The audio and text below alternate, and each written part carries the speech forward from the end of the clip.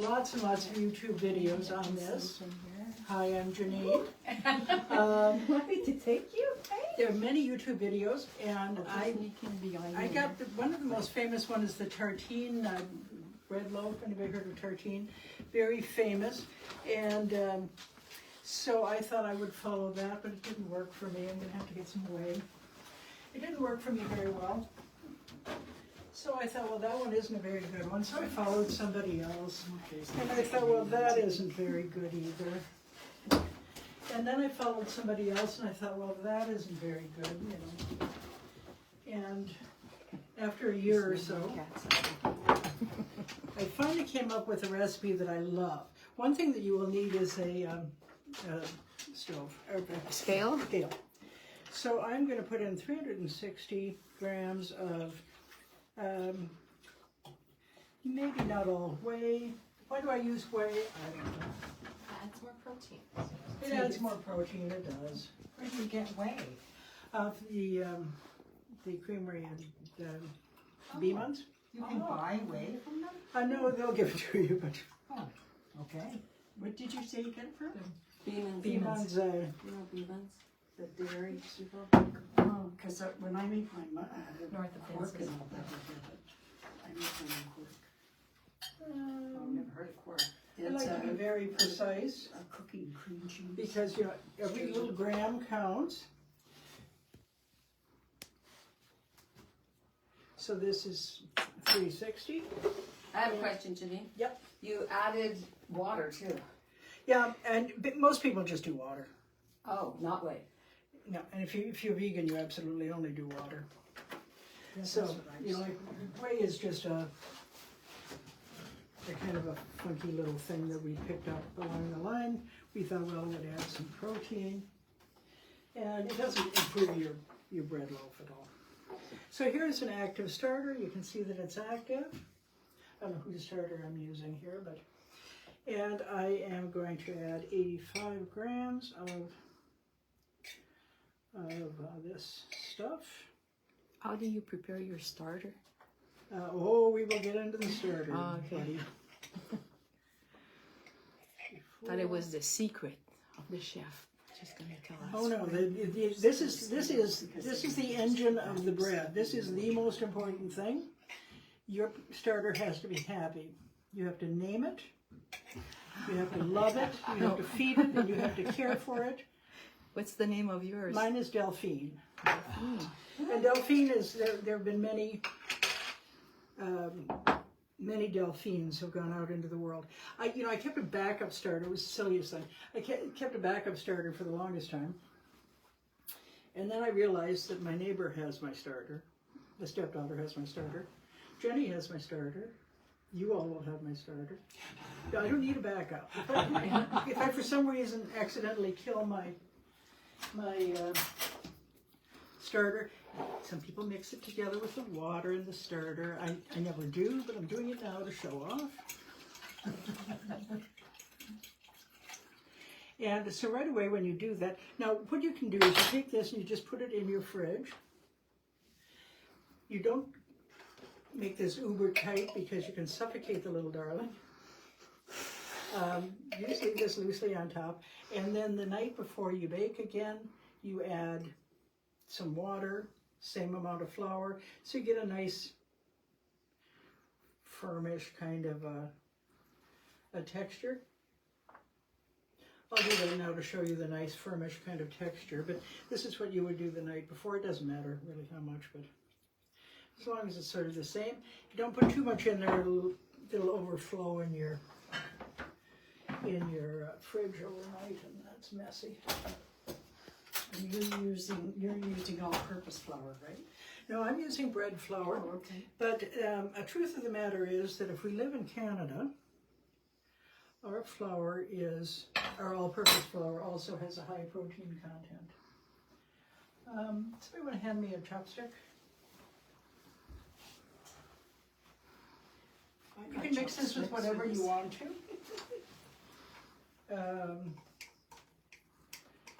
Now this is a little bit too loose, so I'm going to add some more flour. You get a feel for this Jenny got a feel for this faster than anybody else. Yeah, well, you did. You weren't along in all my struggles through COVID trying to learn how to make sourdough bread. You taught me it all, so. Yeah. Well, I should have been around for me. Over time, though, you know, you follow all these different people on the internet. Who's your favorite one, Jenny? Enzo? Proof. I follow Proof, but he doesn't. I don't know. It's more like bakery style, right? Yeah, she's sort of a bakery, has a bakery interest. But I came to discover, after all of my trial and error and sturm and drang, that it's sort of like that. This is sticky on the outside because these are not good jars. They're really good jars. If you want a small jar that's really good, you get these from Reiki's. And the nice thing about them is you can just peel the label right off. These have glue under it. Oh. If anyone's a martini drinker, you'll know where they're used. So, so you can sniff and feel. It smells like something, and it smells actually sort of good. Have you ever made your own bread flour? My own bread flour? No, but we're thinking of getting into milling, aren't we? That's all Jenny needs, another job. Yeah, she's a Greek creative flower. So many. So you just tear your scale, and now I'm going to put in 500 grams of bread flour, or 450 grams of bread flour, and 50 grams of whole wheat. I tend to like all white, but then I know that you're not supposed to say that, and everybody says, well, it adds more flavor if you put in whole wheat. Well, maybe it does, I don't know. And so what I came to discover after years of following everybody on YouTube all over the place, and this one didn't work for me, and that one didn't work for me, and then I went back to the first one. Yeah, it didn't work. I was having problems with it. It wasn't right. But, you know, like it didn't rise up enough. I didn't get an ear on my loaf. So, ultimately, time marched on, and I came to discover that the very first one that I tried didn't work for me. Worked just fine. And so the reason it wasn't working for me is because I didn't know how to do it. I didn't know what I was feeling for. I didn't know when it was proofed. I didn't know when it was ready. I didn't know when I could stretch and fold. I didn't know what stretch and fold was. And so this is 10 grams of salt. Everybody forgets the salt once, makes absolute crap bread, throw it out. Now you can mix your bread. There are all sorts of tools and things that you can use. Give this one back to somebody. There is something called a Dutch dough hook behind Eileen's hand here. And some people just love this for mixing their dough. Yeah, I bought one when you showed us that. Yes, it's great. I don't use it. I just use the chopstick because I find that it works fine and it is easy and it's easy to clean. So all we're doing now is just mixing the dough till so you don't have any dry flour in it.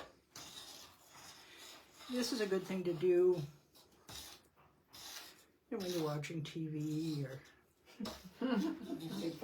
talking to that person on the phone that talks too much. So is it a long movie or a short movie? We should pick when we're doing that. Is it a long process, Denise? No, how long is the process? Basically it takes 3 days for the most part to get the loaf from this mixing stage, early mixing stage, Okay. to then the next day, I've got a few of these. This one is ready for stretch and fold and lamination, which I'll show you. Jenny doesn't believe in lamination. No, I just don't want another step. She's got 4 children? 3. 3. She has 3 children. I'm retired. I have no children, so I don't mind another staff. And this one is now ready to shape, and we will do a shaping. Oh, wow. Nice. Nice. So there we are. If you wanted to add stuff to it, what steps you do that? Generally at lamination, I think. Let's ask Jenny.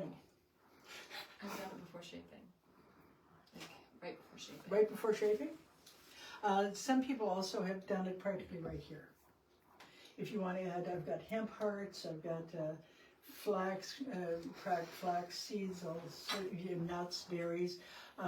My neighbor, who would be here, the brilliant Patty, is just absolutely crazy. She'll throw anything in her bread. She does olives and chunks of cheese, she does chocolate and cherry, she does all sorts of stuff. Oh, wow. But she has a flock of grandchildren to eat all her bread. So, how do you manage, and all these people say, after half an hour, do a stretch and fold. There's still some dry flour in the bottom here. So I'm going to keep going. You can mix this with your hand, but I don't like to. But a lot of people do like to. There we go. So, and this is sufficient. I know that, because I make this all the time, that this is perfect for my flowers. And then they say after half an hour you stretch and fold. Then after another half hour you stretch and fold, and then you do a coil fold after an hour, whatever they say. Have you ever followed that entirely? I try to, and I set my timer for 30 minutes to do stretch and folds. So there's definitely times where I'm gone. Yeah, you're at the arena or whatever. And Now, I baked bread without any stretch and folds in it. yeah, you can absolutely just Leave it. let it rise up, shape it, bake it. That's what Ben's Star, the simple sourdough for lazy people. Very good starter YouTube video. But if you want to, you can do a bit of messing around with it. Because what you're doing here is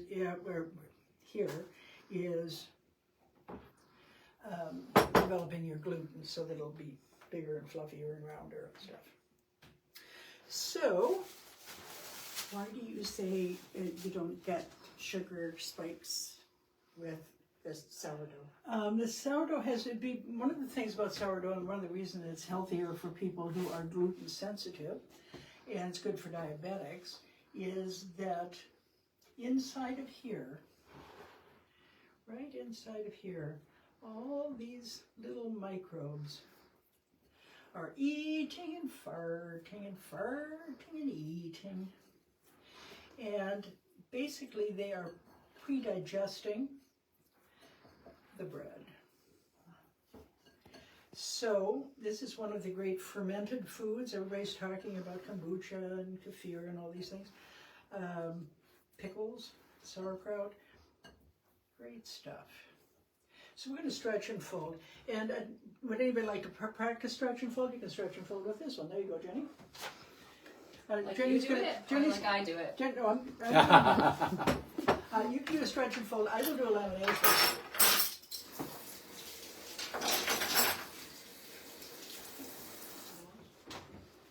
You just kind of did what I do. I don't take it. So Janine likes to take it out and like smack it on like the counter to stretch it. I just like my counter dirty. Then I have to clean it. So I don't do that. I just wet my hand. Jenny's into less work. Yeah. Put enough work. And yeah, wetting your hands is a good way so that it doesn't stick to the. So I can do it how I do it. She's doing it how she does. And So one pull thing it I up have and to know. stretch it. Oh, that's neat. And then fold it over. And then I didn't turn do the it that bowl. way. Yeah. And I pull it. Janine kind of just poked it a bit, so I don't know if it's a little bit wants to rest. I normally only do it 3 or 4 times, and then it's tight again, and then you need to let it rest. For 30 minutes. Yeah, because it needs to like relax, and then you can like stretch it again. And basically, just pull it whatever works for you. Yeah. 4 times. Because but that looks better. And then and you can do it 8 times if you want to. It depends on your mood. It depends on what you're doing. It depends on whether or not you have to go to an appointment. I find it gets like tight, and then that's when I just stop. You can kind of. Because you don't want to break it. You want to make sure it's still stretching. Do you want to do it on the table? I will laminate on the table. Video here. I wonder whether I should shape this one first. It's getting quite puffy. There are some things that you. What I was going to tell you about your schedule is you can put this in the fridge right now and cover it with your disposable shower cap and put it in your fridge and pick it up tomorrow. If something happens, if somebody calls, your mother's in distress, off you go, you can stop it there. This one was stopped here last night. It was sort of there, and I thought, well, I'm going to want to show shaping tomorrow, so maybe I'll just stick it in the fridge overnight. So you can stop it at any point. So consequently, if you worry about all this, I just don't have time to spend 3 days messing with this thing. Ugh. Do you have to bring it to room temperature again before you shape it, or can you just take it out of the fridge? No, this one I don't think even is. I'm just going to do a shape here. I should see Jenny's shape. She does so well. Oh, I don't know about that. She does. All her brands turn out just well. Very irritating. Oh, no, that's not true. I just don't show the pictures of the ones that don't turn out. For the first year or so, I didn't have any of these fancy Banneton baskets. Then I got some Banneton baskets. I think this was yours, by the way. Then I got the fancy Banneton baskets, and they said to just put rice flour in here and put your dough in, and it would come out. And it did. There was a lot of sticky stuff. And then one wonderful day on Facebook, somebody said, get disposable hairnets. And you don't need any flour. So, I Do you reuse that hairnet thing? oh yeah, you can reuse the hairnet, you reuse those like crazy. And then eventually you'll get a hole in it. But. So we're bringing it out to a square, yes, Jenny? Yep. Yes, Jenny? Is that how we do it? Letter fold? It depends what I'm feeling. Sometimes I try, actually, like, I pull both and then go over so that I get more, like you're stretching more. Do that. So, Yeah, this is just on a plain counter. They'll tell you to put flour down. I don't. You can tell she has kids. Swaddling it. This is a diaper changing person. yeah. Oh, wow. Oh, that's good. But then sometimes I have these little, Yeah, you just sort of tuck it, roll it around. And because what you're doing here is building strength. do you want me to put it in your bantam? Sure. Or do you want to finish it more? No, you just go right ahead. Was that There, laminated? good. Wow. That was shaping. Shaping, that was shaping. And that's your last step. As a rule, we take these little things, and you can pull the side of that hairnet up too if you want to make it lie down more comfortably. Yeah, there he is. Just want to be happy. Little baby. And as a rule, they tell us to just put this in the fridge overnight and bake it in the morning, or bake it before your guests arrive, or let it go for a couple of days if you want to. The longer you leave it, the more sour it becomes. I don't find that sourdough is sour. And the one thing about industrial bread is that if you get some bread that they call sourdough, what they've done is taken industrial bread and added vinegar to give it a sour flavor. Actually, Jenny, does sourdough bread have a sour flavor? A little bit, I think. I do. I think a little bit. You'd have to be quite sensitive, but if you let it go another day, and this, would you leave this out an hour, or would you put it right in the fridge? I typically put it in the fridge because I'll forget about it because I'm busy putting kids to bed. So. Well, I'm busy watching TV, playing with Rubik's cubes. Do you take it out and let it warm up before you bake it? No. Now, I'm not doing a bake today for you because I have a steam oven. And so, and Patty has a steam oven, so we're useless to you. But Jenny doesn't. So what do you do for baking? Do you have a Dutch oven, like a cast iron Dutch oven that has a lid? So Stuart has one. So I put it in the oven cold and then turn the oven on 425 and let it preheat. I preheat mine for about 30 minutes. I don't do the full hour. Okay, because you know. Sometimes they say you should do it for an hour. I just find that's a lot of time. So 30 minutes, and then when it's preheated, I take my bread out, and then I guess you're not going to show scoring. So what we do is we dump it out of the Banneton, and then you take like Then you just peel that hairnet off, and there it is. yeah, and then we score it with. Do you have? You want to? It's like a little It's knife. called a blade. lame. Yeah, you don't need to be this fancy. I went to Canadian Tire and I got. Do you have those little razor blades, like single-sided razor blades? And it was like a pack for like $10, and I just use that. It's nice and sharp. I think the razor blade is the way to go. Yeah, it worked a lot better than my Lamb, whatever. lame. Yeah. So then Mine you actually would- has a razor blade that comes with it. When Yeah, I some of them are ordered kind it, of interchangeable. But then after a bit, you'll want to change the razor blade. But if you just use a pack of those razor blades, that works just great. And then you can get into all sorts of fancy things. One of the people that took she was the first group.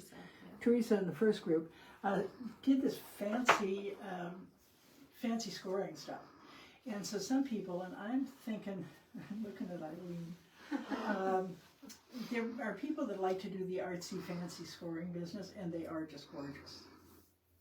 My artistic ability is limited to the fact that I know Margie Lyon really well. And that's as artsy as I get. So, now that we have that baby put to bed, then we'll just, you can pass this around and people can mix it around on it if they want to. So this is, Excuse me, can I just go go back to the cooking, baking. But you don't put any oil in the pan, or you don't put Parchment. Okay. Parchment, yeah. you So turn you around can- and grab a chair there. You don't have to be, Fine, as long as I have something I can eat. as long as you're hanging from a hook. Okay. So you I can take have a mess. take a piece of parchment and then you would put it on top of your, like your dough is in here, and then you would take a piece of parchment and put it on top. And then you would do this and pull it And out off, it comes? and then Yeah, okay, good. your dough would be on there, and then you would score it, and then you would pop that in your hot Dutch oven, and then put the lid on, and then put it in the oven, and then bake it for 20 minutes, then take the lid off, and then bake it for 30 more minutes. Temperature-wise, when you put it back in? I'd leave it the same. You leave it the same? 425, Okay. Yeah, So what do you do if you don't have a Dutch oven? 425. If you don't have a Dutch oven, there are a number of things you can do. One thing is you have a pizza stone. A pizza stone works. You put a pizza stone in, and you take, if you have some domed thing, you put it on top. You can create a Dutch oven effect. There are some things called cloches, and sometimes people just put them in, put a bunch of ice cubes in a cast iron thing, so you get steam. Steam is what you want. Oh, okay. And you know, also you just spray the Jesus out of it with these things, because you want steam in the beginning, and then Makes it crusty. The steam, ain't right? It helps it rise. yeah, it helps it rise. Because what you're actually doing while you are baking is you're murdering all those little microbes who are suddenly so happy because it's getting warm, and they're delighted, and they're partying, and they're having a great time, and they're farting away, and everything is wonderful until, like the frog in the boiling water, they find themselves dead. Another good, handy thing to have, nice to have, don't need to have, is your thermometer. If it's over 200, it's fine. I just do 20 minutes, then 30 minutes, and it's almost done. 20 minutes and 30, and once you do, if you do this all the time, you know, like, there was a time when I measured, when I was adding to the starter, and so I measured 50 grams and 50 grams very carefully. Now I just do, and there we go. So you get used to it. You get used to how it's supposed to feel, you get used to how it's supposed to look, and how it's supposed to smell, and so on. So that's 20 minutes with the lid on, Yeah. 30 with it off. Would a Pampered Chef bowl work? Like I've got the big Pampered Chef bowl and then, stone. yeah. So I'm only cautious about the stone because if you preheat a stone and then you take it out and you put something cold on it, it will break. So I broke my pizza stone because I preheated it and then I put even like a room temperature dough on it and then cracked it. Okay. So Wow. Yeah, I don't want to lose that. yeah, I Okay. would just be cautious. Okay, thank you. Don't think you should use it. So this is, in addition to stretching and folding, you can go ahead and talk quietly amongst yourselves. In addition to stretching and folding, this is the lamination. And I enjoy it. You do it the second day. Hmm? This is what you do the second day. Uh, No? Now, this is when you know, like you're doing your stretch and folds. Yeah. Before you let it go for the long rest. And we call that bulk ferment, but I'm not entirely sure whether that's the right term. But at some point when you're done with all of this shenaniganing, you, so be careful it doesn't come over here. You let it sit, and I find that you can guarantee that it'll be just fine if it's at 81 degrees for 3.5 hours. You leave it just sitting on your counter? I happen to have a proofing oven, but then it's because I got a steam oven and then it stopped working, so now it's only a proofing oven because the warranty was out. So now I have a So proofing oven. that's the 3.5 hours at 80 degrees? Yeah. I just Now, have mine on the counter. and so what you have to figure out, because time and temperature are absolutely ingredients for these things. So if you are at 65 degrees, it might be 6 hours, 7 hours, 8 hours. Cooking feature, yeah. If it's warmer, it's a hot summer day, and you're at 87 degrees, then it might go quicker. So the temperature is definitely a thing. Don't worry, at this stage, don't worry if you get holes in it, because you're just going to wrap it up again. Now, it would be, if I wanted to, I could add some, you know, nuts and berries or chocolate chips or whatever, and put it on here, mix it all in. I tend to like just a standard plain loaf, and I add goodies like avocados and prosciutto and things once I toast it. And I do like it toasted. I'm not real crazy about it untoasted because I was a picky eater as a child, apparently. So anyway, play around with this Just keep trying to stretch it out. and just try to stretch it out as much as you can. And you leave it well, you don't leave it sitting on your counter, but we would leave it sitting on our counter. No, not yet. Oh, okay. So It's organized, Jenny. anyway, it's a thing to do, and it depends on how much of a life you're leading out there. So once you're done doing that, you just flip it around and flip it around back, and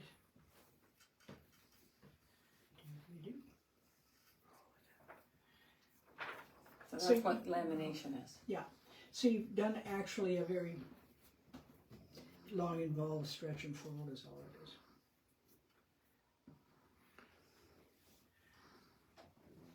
One thing that is important to note is that you will tend to have a lot of stickiness on your fingers, stickiness inside your bowl. What you don't want to do is get this stuff in your drain pipes, Oh, because it will accumulate and it will clog your drain. Yes. So, I tend to use a paper towel once this has been sitting for a while, and that's okay. And I'm just very fussy about the drain. If it's enough for one thing, use a web bowl. And I don't want to screw up anybody else's grains. And then I just take this and put it in my food cycler or whatever. And so there we are. So you can stop it at this point. You can put it in the fridge, pick it up again tomorrow, pick it up later. Going to a party, you come back from the party. I think I'm going to finish off my. And how many days is it good for? How long can you keep it? Yeah. What do they say? 3 days? Yeah. And I then think you Patty take said she's breaks done and- 4, but Huh? I think Patty said she did 4. Well, Patty always lives on the edge. Yeah. Too bad Patty's not here. Patty's a hoot. Because she has absolutely no fear. When you're trying to figure out why your bread doesn't look like Jenny's. Do we have pictures of Jenny's bread? Oh, yeah.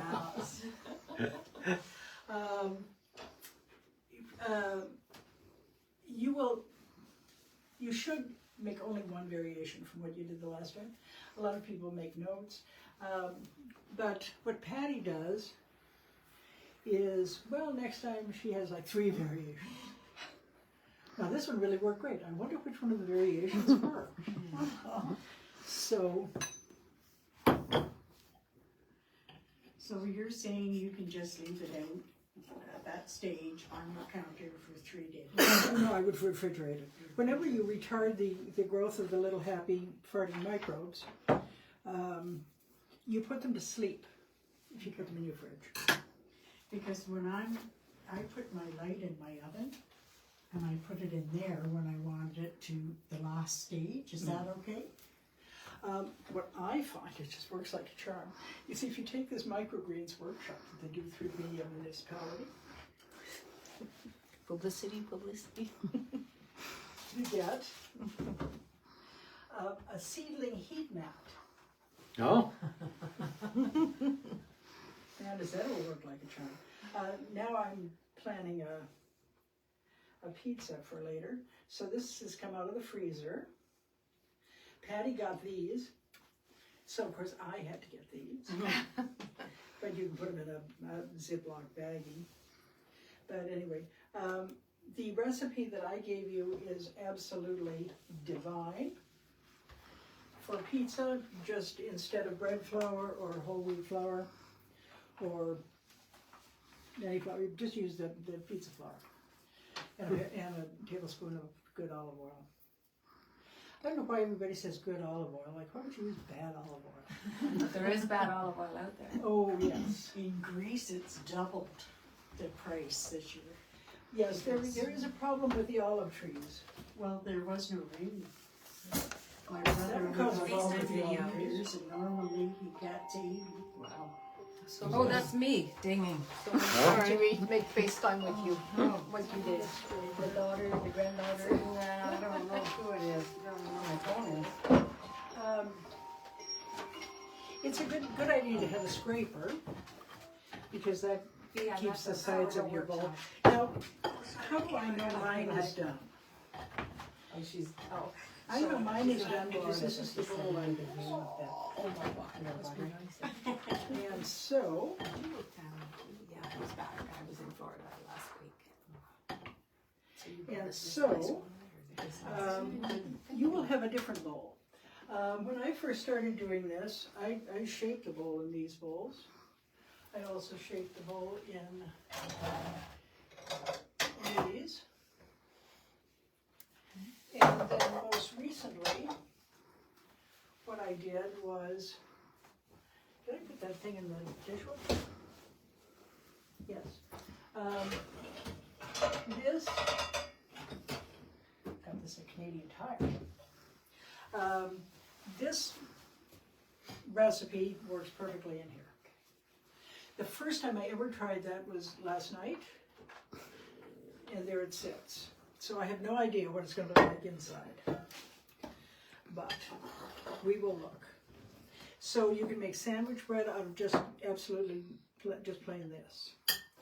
You can make pizza dough by using the 00 flour. I like the 00 flour for focaccia as well. And I up the hydration. The hydration of this dough is roughly 75%. They say that if you're starting, you should start at 65%.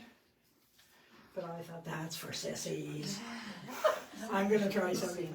I was gonna try 85%. Yes, oh, that was a disaster. It's some lovely focaccia. So then you just get on YouTube, and you'll find all sorts of wonderful people. Like Enzo, but you know, this is very close to the original tartine one that I tried and I thought it didn't work. But then I came to discover that it was me. So from that initial mix that you've just done to the point where you would do that lamination, how much time has gone from that to doing this? Is it the next day? No, that would be after I let it sit for theoretically an hour. Oh, okay. When I first mix it. Okay. And then maybe a half hour stretch and fold. Then by this time I'm in the mood for laminating. Okay. And I laminate it. And I may do a coil fold after the laminating, half an hour after that. But then I'll go let it sit for 3.5, 4.5, 5.5 hours. But 3.5 works great on your seedling mat if you happen to take that microgreen score. And anytime that you increase the speed of its festering, you are sacrificing a bit of taste. Because as it sits there, it develops a little bit more flavor. Because you can start this in the morning and bake it for supper. Yeah, you don't have to put it in the fridge overnight. Yeah. Sometimes people will just put it, bake it. Have you ever done this? Put it in the freezer, let it sit for half an hour or so. No, I just put it in the freezer. And flip it over, and you can score it more easily, and you put it in. Yes, talk about freezing dough. I talked about freezing pizza dough. Go. So instead of putting it in the fridge, then I would just freeze it. After So- you laminate it. Yeah, I don't laminate. Oh, okay. But after all the stretch and folds, after the bulk ferment, so After the shaping. So in the morning you're gonna mix the dough. That's what I do because it kind of needs all day. So you're gonna mix and it's gonna sit and then you're gonna do all the stretch and folds, and then after you're done your stretch and folds, then it bulk ferments until it like fills the bowl. So that's pretty much taking you like all day in a bunch of different steps, and then you would shape it, and then it would go in the fridge overnight to bake the next day. But you can also freeze the dough and then bake it later. So And you can freeze. You can bake it right from frozen. yeah. Oh, So wow. instead of putting the hairnet in the bottom, you do the shower cap in the bottom because the hairnet likes to really stick to the dough. And then If it's frozen. and then I just kind of wrap it up in the shower cap and then put it in a Ziploc bag. And then actually, I think I've only frozen it a couple times. Freeze it in the shower cap in the Banton until it's frozen, and then you take it out so that it keeps its shape, or else it'll just go. If you find that your dough is, once you shaped it, you take it out of the fridge and you flop it over onto your parchment paper, and you know you're all good to go, and it just really flops out. It's probably overproofed. It's probably been there too long. At that point, a good idea would be to flip it into a loaf pan, or to make it into focaccia, or just go ahead and bake it.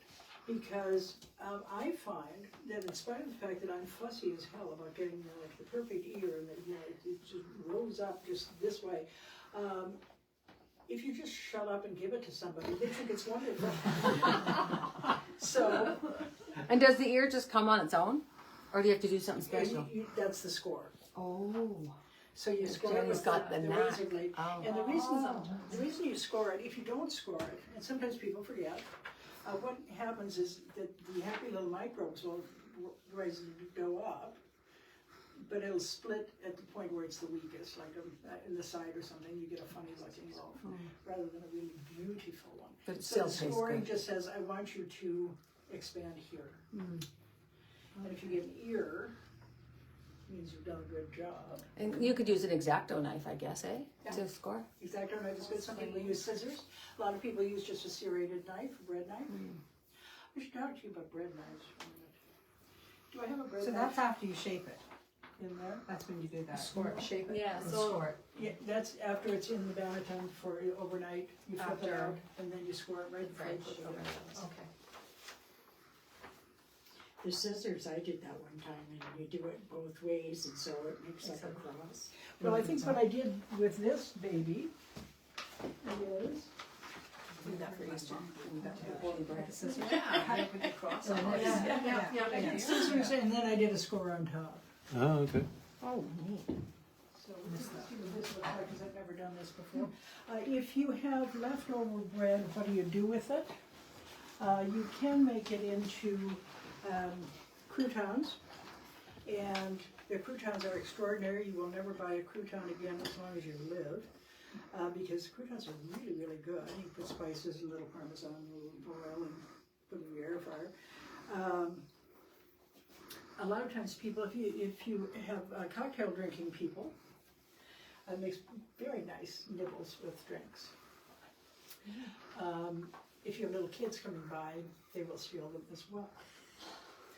You can also go even farther with in your food processor and just make those breadcrumbs, or those croutons, make them into breadcrumbs and sprinkle them on top of things, and it's all Can you over. use this to make buns? Now, some of the dinner buns and things, what are your thoughts? Now, this is what you call a lean dough. This has no fat in it. It has no eggs, it has no butter, no oil, no nothing. This is flour, water, and salt. Because this is flour and water. So that you're making a 3-ingredient thing. You can do lots of variations on breads. Have you? I've tried some. I haven't really experimented with buns much because. Would they be heavy? Yeah, I'm because the whole steam thing. Like I don't have a steam oven, so then I don't know how to cover them, and so I haven't done that. I have done the loaf pan, which works well even if it's not covered. Some people say that if you have 2 of those loaf pans are Canadian Tire, and I think they come in set too. You just flip the second one over on top of the first one, and that gives you steam for the first 10 I seconds. saw that on one fella that does a lot of the artesian bread, and he puts those metal clips, the black ones with the things, and he clips. See, both he's ends. artsy, isn't he? So, and you can get crazy with all this sort of stuff you have. You can get the bannetons, but you can just do this with a towel, or my basic towel. Put it in a bowl, put a little flour in there, dump your dough in, and you basically have a boule around loaf. Makes great baguettes too, right? Yes. Now some people have, it depends on how much money you don't want to spend on your grandchildren, but I don't have grandchildren. So you can get yourself one of these. I do, yeah. And I find that you don't need to cover it. It is a good idea to have some kind of steam in there in the beginning. So what do? Just put that thing on like a cookie tray and so you just put it right in the oven. There she goes. So if you didn't have a steam thing though, you could put it on a cookie tray and put your ice cubes underneath in that gap. The ice cubes would probably melt and Be too the much. water in your cookie tray. Oh. A good thing to put in, if you have any kind of cast iron, you don't want to put ice cubes in anything that might, crack or whatever. So cast iron is our best friend for everything on earth, of course. So you just throw that dough into your Dutch oven, whatever, cast iron, whatever, and that's where it bakes? No, that's Bakes what the right ice in there. cubes are. So now you've got your baguettes, and you just put them on a cookie sheet, on some parchment paper, and you slash them like they tell you to on YouTube. And underneath that, you have a few ice cubes. Sometimes people use those stones that you have in the bottom of a barbecue, Lava rock. lava rock, and throw some ice cubes on that, a little bit of water. Some people just have wet towels and put them in there just to get straight in the beginning. Yeah, that's what I do. Yeah. So, what else can go wrong? It can flop out. I'll let you know after I've tried. So, Can I see your Dutch oven? She doesn't have one. You have one? I gave him a patty. Oh. But it's basically one of those Le Creuset things that cost you $350 unless you But really they have talking about. good ones at Canadian Tire, and sometimes they go as low as 49. And some people use just an old roasting pan. Remember the roasting pans, those black ones with the spindles? Yeah. Some people are fine with those. Hate to tell you. Oh, no, you got yourself. I'm all good. Yeah, it's gonna get me in shape too. There's quite a lot of heft to those. Oh, gee whiz. Yeah. So do we have any other thoughts? Well, May has heard you talking about shower caps and wants to know if you're doing a bathroom reno. May's been hearing you talk about shower caps and wants to know if you're doing a bathroom reno. No, I will tell you about my shower caps. I've looked at them, but it's just. Oh God, you buy them in bulk. Oh, yeah. You can't actually buy these, and I've given these to so many people, you're gonna get one. But this is basically, where do you get those? Amazon.com, baby. So what are they? These are disposable shower caps. Have you got the Timo? All the way from China.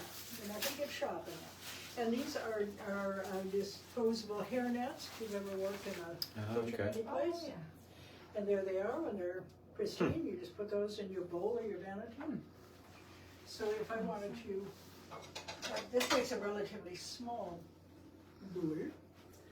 You just stick it in there, plop your dough in, and this would be two small bowls.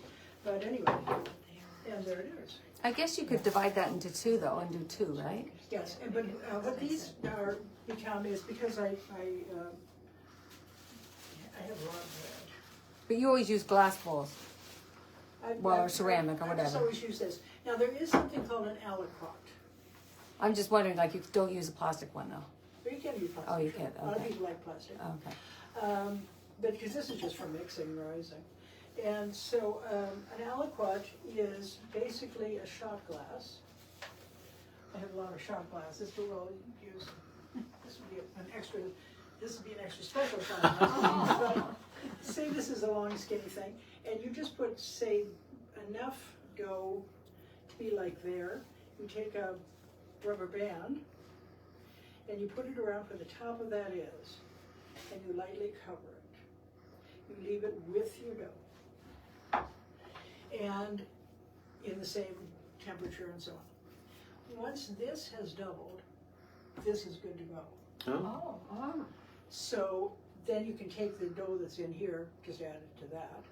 And so that's if you want to be really sure, or if you're having kind of bad luck, because it's overproofed or underproofed and it's just not doing what you want it to do, you can fall back and do an aliquot. It's an extra step, and you only have to do that a few times, and then you will have a feeling of what it is when it's ready.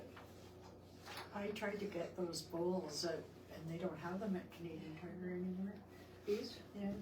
Now these are IKEA bowls, and they don't have them at IKEA anymore either. Oh. I use a glass 8-cup measuring cup. But whatever bowl you use, and usually people will find, have you discovered this, To mix. Miss Jenny? That there is a particular bowl that you're accustomed to using?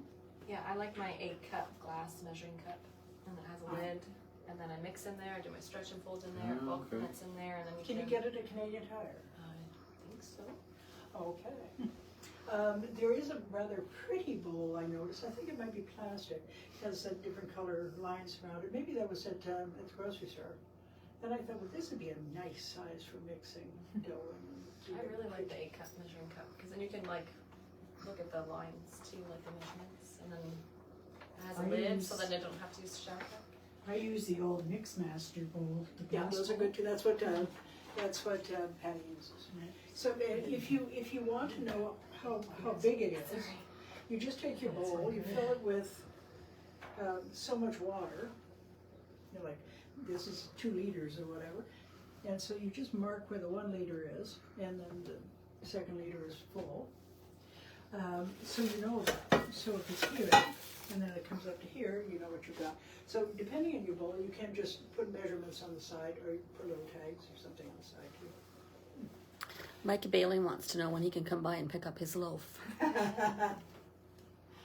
Oh, I my like the Bailey. loaf idea. When we did it the first time that I came, and we just did it like the Dutch oven, and it was round, which I like those loaves too, but it's nice to have it, to slice it will fit in the toaster. Well, yeah, this is, and one thing that we say about the bowl, if it's round, cut it in half and flip it over. Margie just had a half an hour trying to figure this out one time. Cut it in half, put it face down, and then make smaller slices. But let's have a look at this one. I'm dying to see how it turned out, because it is the first time I've ever done it. So it just takes the shape of whatever dish you use. So even So a sometimes stainless she cooks steel it in hanging this, sometimes bowl in that's this. fine, Yeah. it's special. Yep. Anything but aluminum. Oh, I did it all in the one day. Dutch ovens are great though. They're, I like doing a lot of stuff with soups and So, bread knives. This one is Come over here. my pride and joy. You don't have to move. This is $400 worth of bread knives. Got it in Lifeware and whatever. It's just absolutely gorgeous. The one I use, however, is the Mercer $16 one. Oh, I have that. I have that one. Yes. You got it, I think.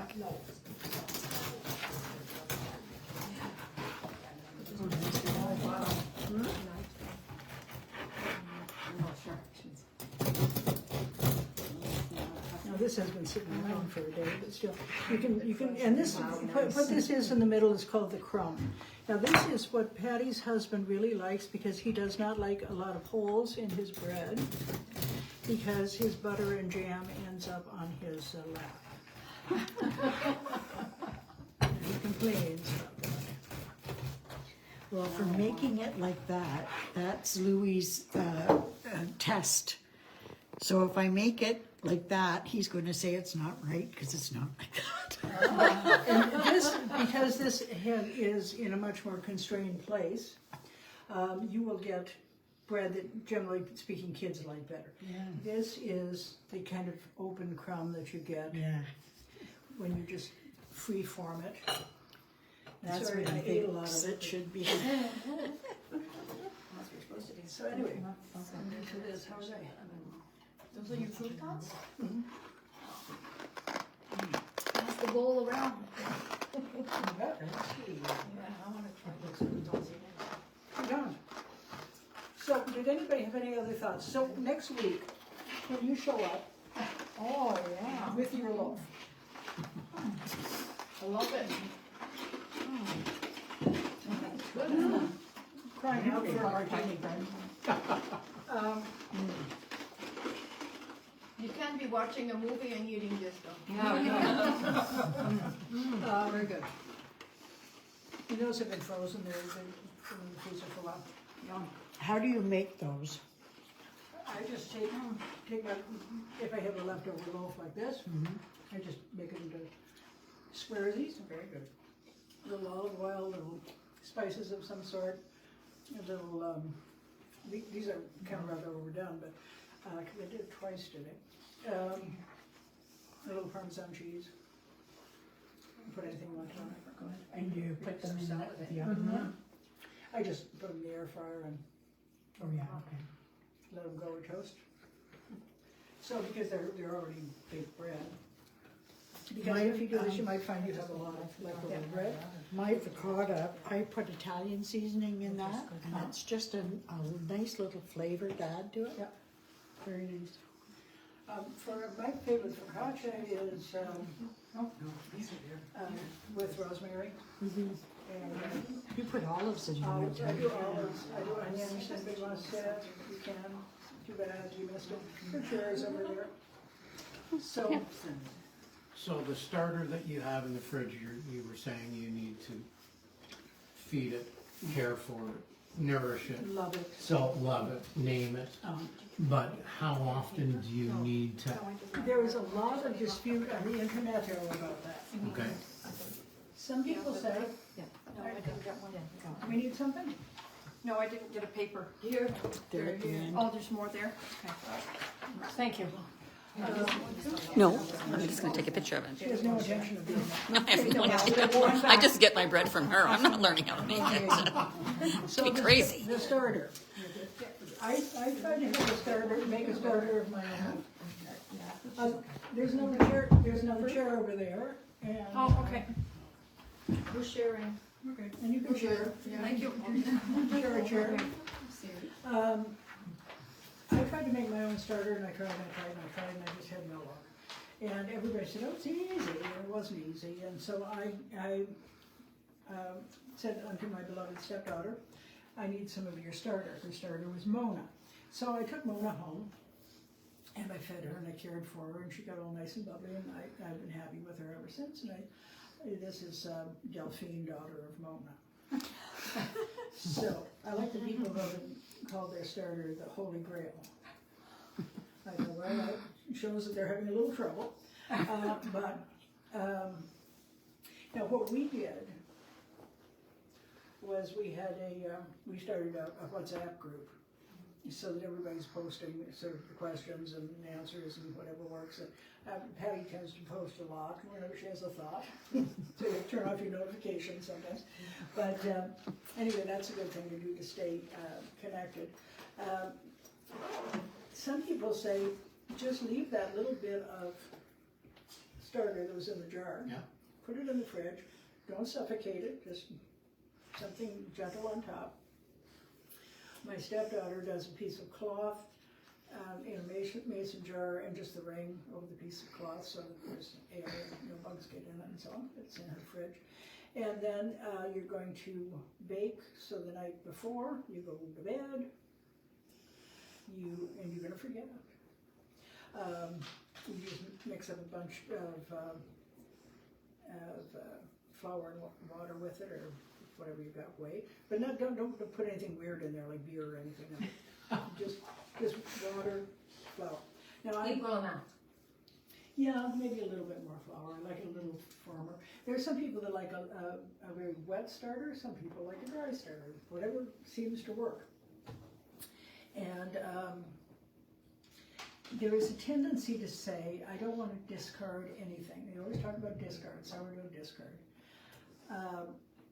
If I made up, like what you get today, you say, well, I don't want to throw any of this away because, it's precious, and I've named it.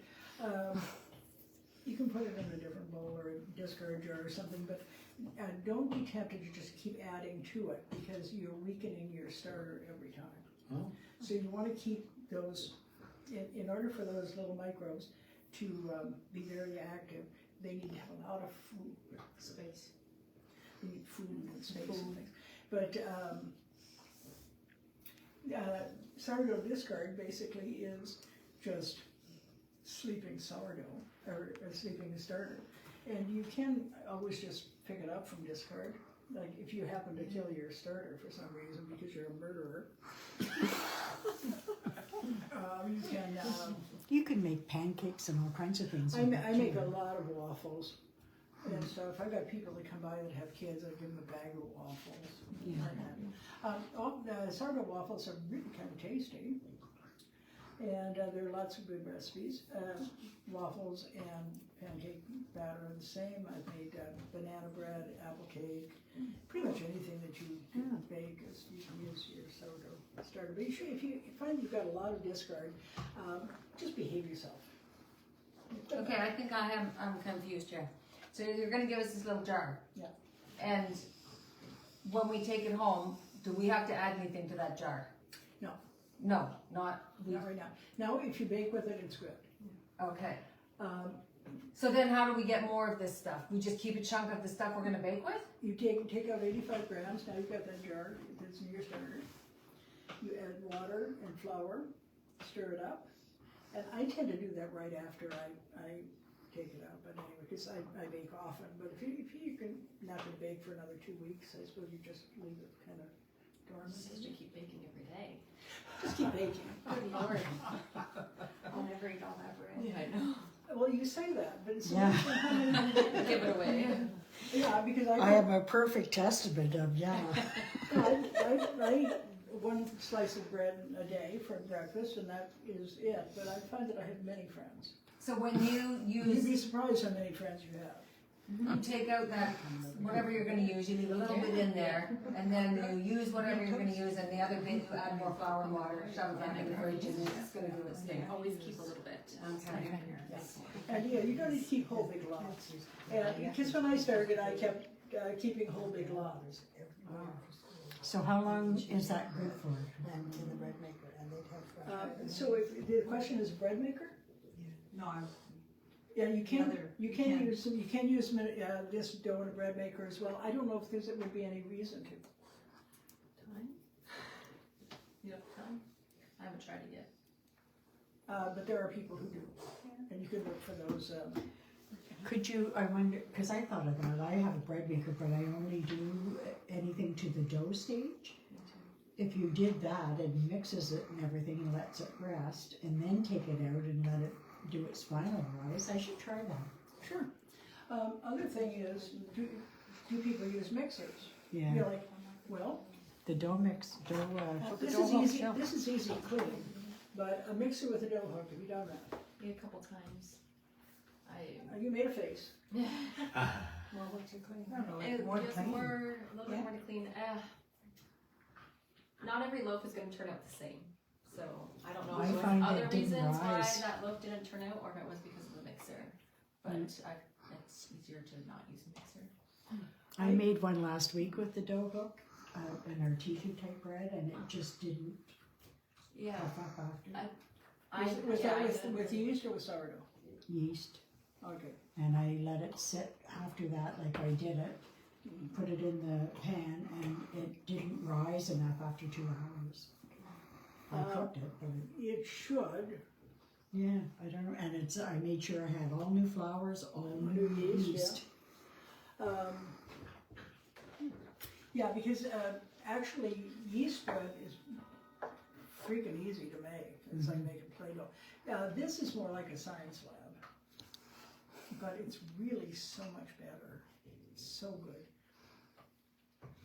You went to visit my friend in Kent, I believe, and had his sourdough bread, and that's... Well, he sent me a photograph of this beautiful loaf of bread, and I'm going, and he's going, well, next week when I make more, he said, I'll bring you a loaf.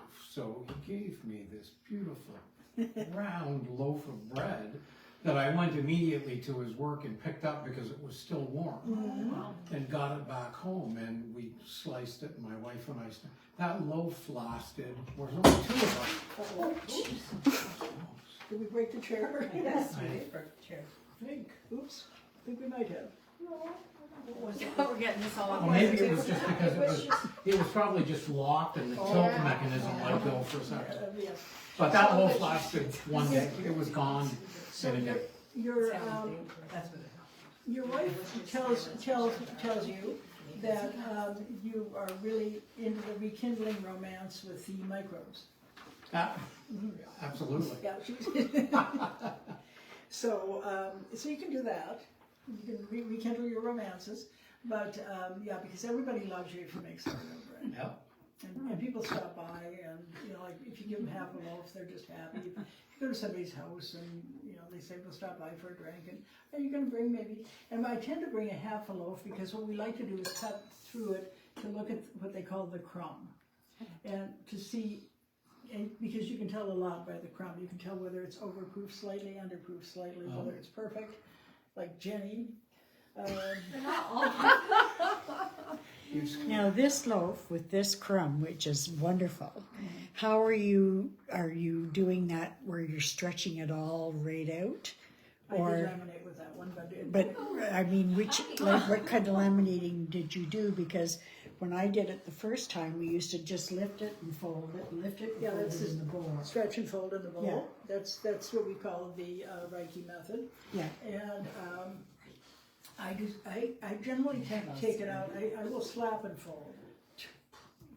Just slap them against the counter, which some people in the WhatsApp group find aggressive.